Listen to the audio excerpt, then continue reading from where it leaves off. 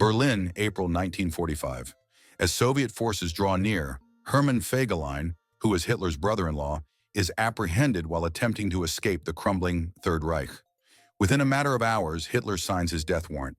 This narrative recounts how Fegelein ascended through the ranks of the Nazi regime and explores the reasons why, ultimately, even familial ties could not save him.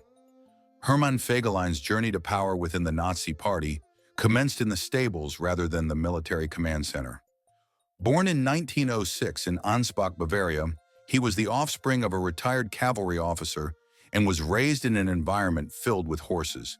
He began his career as a stable boy and eventually advanced to the position of riding instructor, cultivating a combination of skill and charisma that provided him with an advantage in the rigid structure of Nazi hierarchy.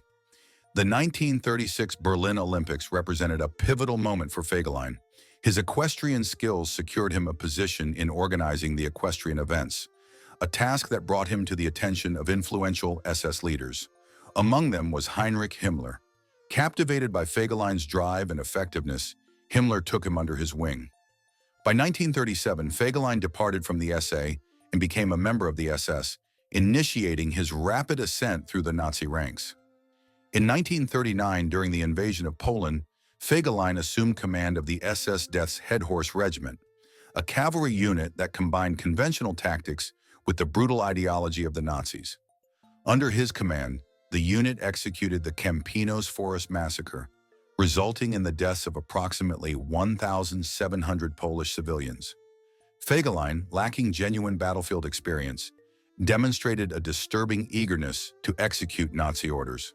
His actions in Poland set the stage for even more lethal operations on the Eastern Front. Fegelein's opportunistic nature became evident early on. He was almost court-martialed for stealing from Polish prisoners, including a racing bicycle that he sent to himself. However, Himmler intervened to protect him, indicating the patronage that would repeatedly safeguard Fegelein as he ascended the ranks.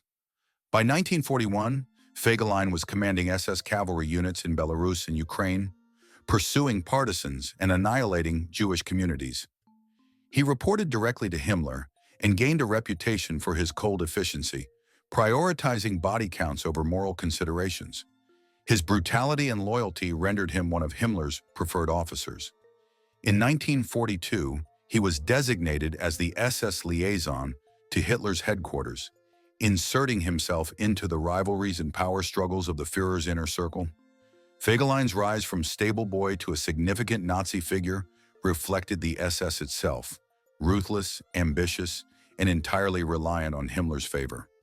It revolved around loyalty, connections, and the extent to which he was willing to go. That same system would eventually forsake him. In July 1941, Fegelein was assigned the task of cleansing the Pripyat marshes in Belarus. Under the command of Erich von dem Bach-Selewski, his SS cavalry brigade executed systematic raids on Jewish villages and partisan strongholds. The killings slowed down in late July, at least from Himmler's perspective. On August 1st, he sent Fegelein a telegram reprimanding him for not executing enough individuals. What ensued was a horrific escalation. Regimental Order No. 42 broadened the killings to include all Jewish males over the age of 14, and soon women and children as well. Drowning victims in the marshes proved too inefficient, prompting Fegelein's men to resort to mass shootings, marching entire villages to nearby killing fields. Local collaborators assisted by identifying Jewish homes and sealing off towns. It evolved into a cold, calculated system designed for maximum efficiency and minimal survival. By September 1941, Fegelein's final report indicated that 14,178 Jews had been killed, along with 1,700 purported partisans and enemy soldiers. However, post-war investigations suggest that the actual number of Jewish victims is closer to 24,000, nearly double the official count. For the SS, murder had transformed into a bureaucratic process. Genocide was no longer merely an act of brutality, it had become a matter of administration. Fegelein emerged as one of its most proficient clerks. The Pripyat massacres represented more than just local atrocities. They served as a rehearsal for the Holocaust. Each action was directed from Berlin, ensuring that the killings adhered to a systematic plan.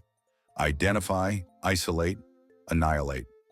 The strategies developed during this period, including meticulous coordination, logistical planning, and rigorous record-keeping, would later be implemented on an industrial scale in the death camps. By 1944, as Germany's military efforts began to collapse, Fegelein sought a means of escape. He discovered it through marriage, specifically to Gretel Braun, the younger sister of Eva Braun. Their wedding on June 3, 1944 in Salzburg was far from an ordinary event.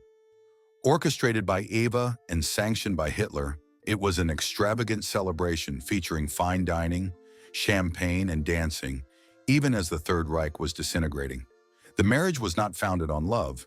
It was a strategic maneuver, a calculated entry into Hitler's inner circle at a time when survival necessitated closeness to power.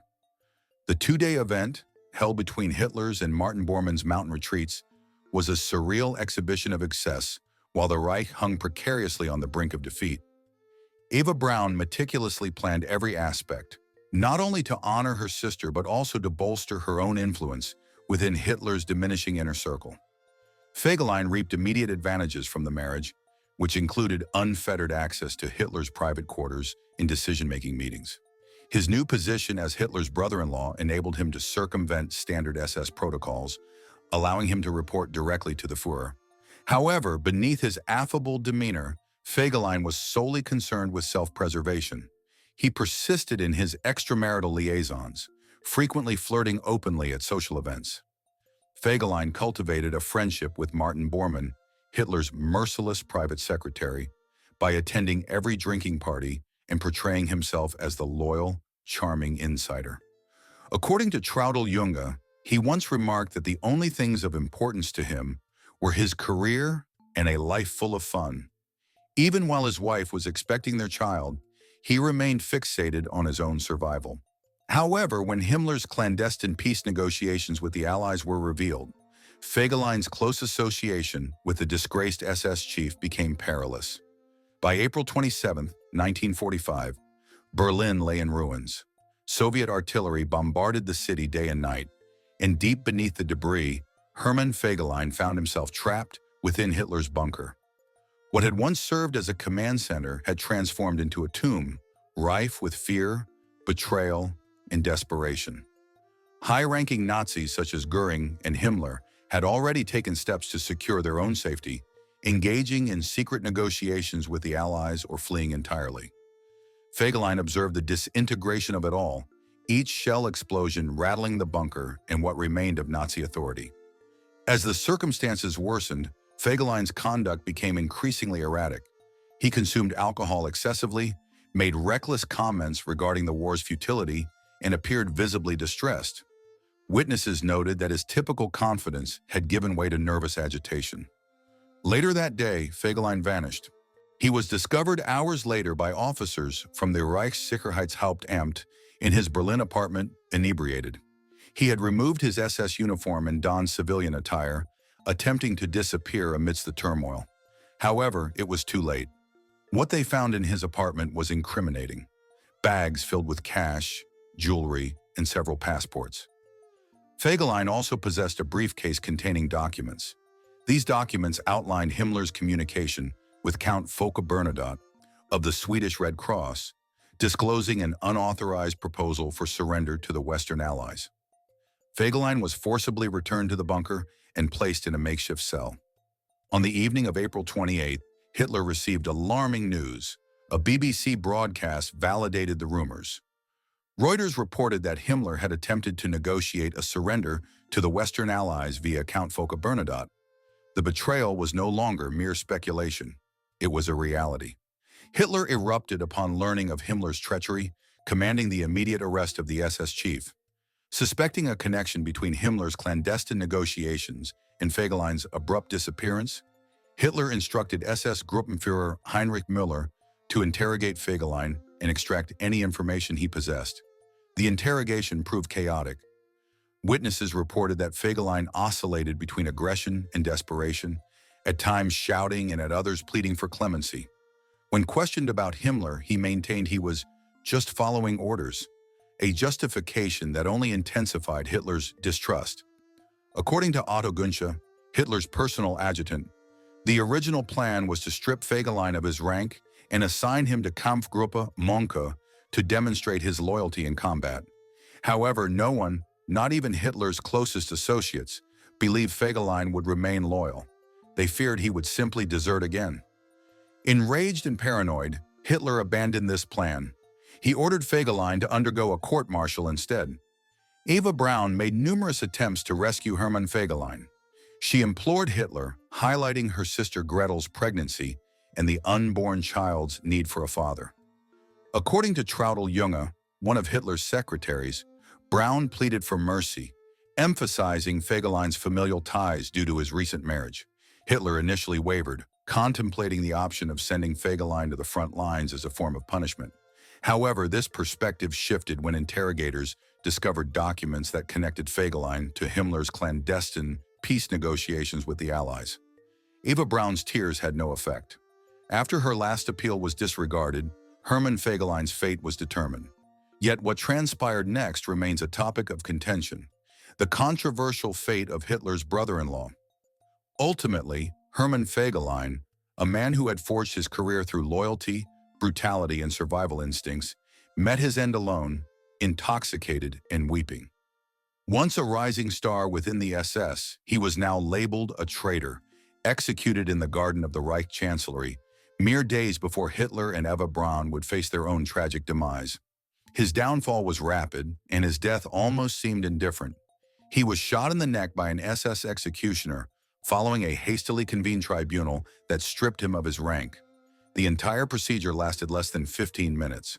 Witnesses reported that Fegelein sobbed uncontrollably on his way to execution, too shattered to maintain his composure in his final moments.